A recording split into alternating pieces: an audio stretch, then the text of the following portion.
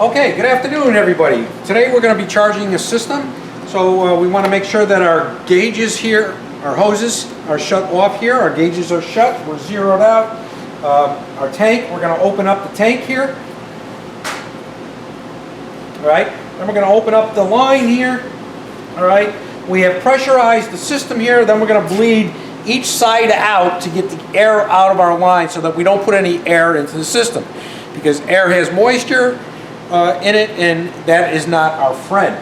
All right, so we bleed each side out. We'd open one side up at a time, open up our hoses, get the air out until it gets cold, then do the opposite side like that. All right, we have our meter hooked up for our temperature on our low side here, because we're going to be charging superheat.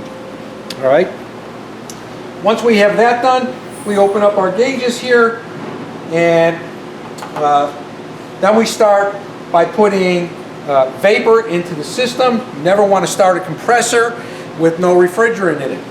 All right, so we put 25 to 50 psi of vapor into the system. Then we turn the system on. We run the system.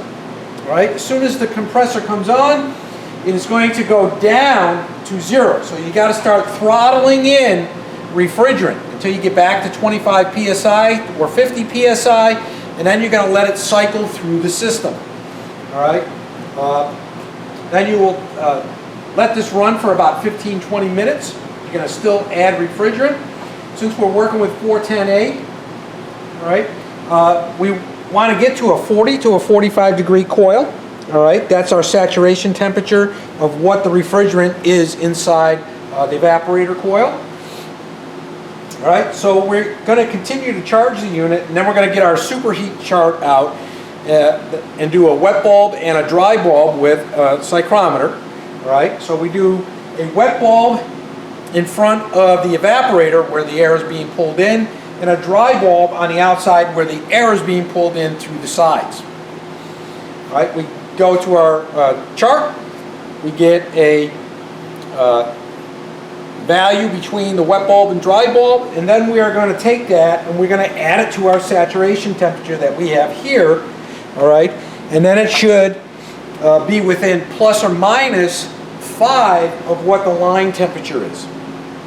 Okay, then we know that we have hit our critical charging point.